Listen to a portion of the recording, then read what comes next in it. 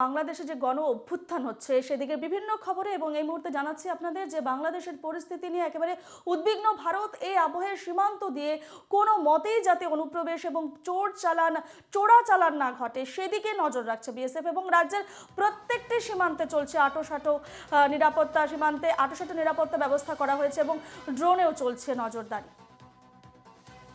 এই সীমান্তের ছবি বাংলাদেশের পরিস্থিতি নিয়ে উদ্বিগ্ন ভারত এবং এই আবহেই সীমান্ত দিয়ে কোনো মতেই যাতে অনুপ্রবেশ এবং চোরা চালান না ঘটে সেদিকে নজর রাখছে বিএসএফ এবং রাজ্যের প্রত্যেকটি সীমান্তে চলছে নজরদারি এবং আঁটোসাঁটো নিরাপত্তা ব্যবস্থা গড়ে তোলা হয়েছে সেখানে এবং ড্রোনেও চলছে নজরদারি।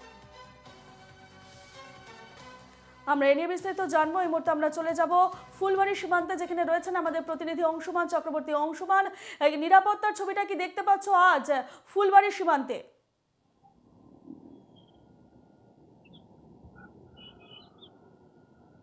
দেখো, ফুলবাড়ি সীমান্তে যে গেট অর্থাৎ সকাল 8টার সময় খুলে যাওয়ার কথা এবং সন্ধ্যা 6টার সময় বন্ধ হয়, আজকেও যথারীতি গেট 8টা খুলে গেছে।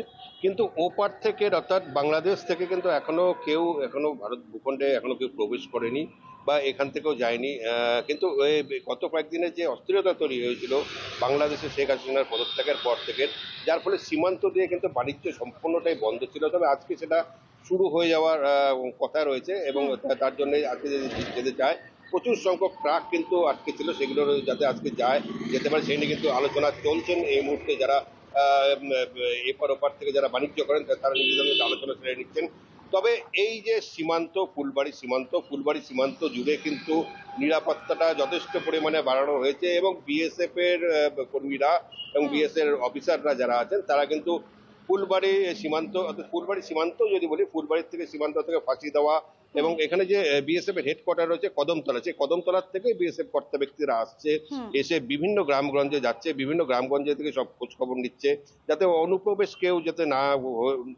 কেউ যদি করে থাকলে তার বিরুদ্ধে ব্যবস্থা নেওয়া যায়।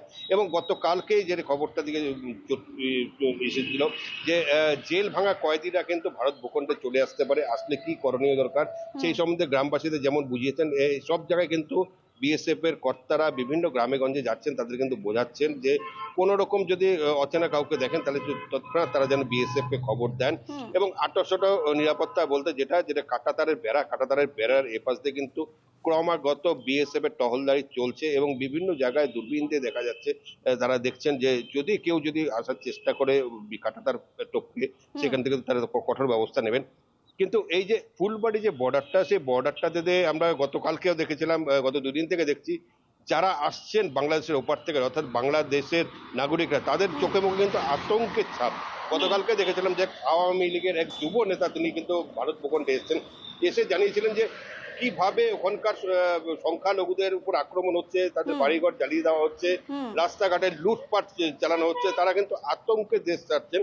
এই মুহূর্তে তিনি গতকালকেই জানিয়েছিলেন যে রুবেল ইসলাম আওয়ামী লীগের যুব নেতা, তিনি কিন্তু বলেছিলেন যে আওয়ামী লীগের নেতা কর্মীদের উপর ক্রমাগত আক্রমণ হচ্ছে, তারা প্রত্যেকেই তাদের পরিবারকে অন্য কোথাও সরিয়ে দিয়ে যে যার মতন কিন্তু দেশ ছেড়ে অন্যত্র চলে যাচ্ছেন বা কেউ নিরাপদ আশ্রয় চলে যাচ্ছেন। এক কথা যদি বাংলাদেশের ভূখণ্ডে বলি, বাংলাদেশের ভূখণ্ডে কিন্তু একটা অস্থিরতা তৈরি হয়েছে এবং জনতার যত রোষ সবটাই কিন্তু শেখ হাসিনার দেশ ছাড়ার সঙ্গে সঙ্গে আওয়ামী লীগের নেতা কর্মীদের উপর গিয়ে পড়েছে।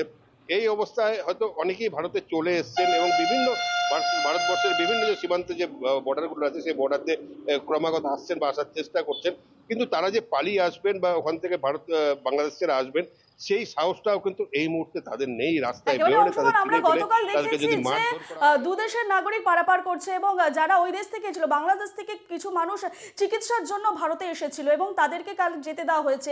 আজ সেখানে কি সেরকম কোনো ছবি চোখে পড়ছে পারাপারের ক্ষেত্রে যাত্রীদের দুদেশের নাগরিকদের মধ্যে?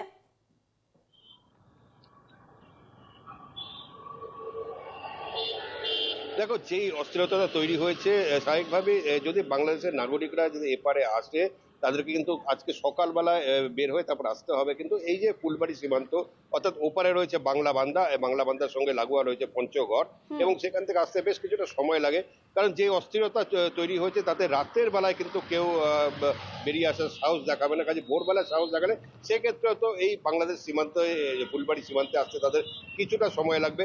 তবে বিগত বেশ কয়েকদিন থেকে শুধুমাত্র যাদের মেডিকেল ভিসা আছে, মেডিকেল ভিসা থাকলে তবেই তাদের কিন্তু বাংলাদেশ ছাড়ার অনুমতি দেওয়া হচ্ছে এবং মেডিকেল ভিসা নিয়েই সবাই কিন্তু এই ভারত ভূখণ্ডে এসে প্রবেশ করছে বিভিন্ন চিকিৎসা সংক্রান্ত কাজে।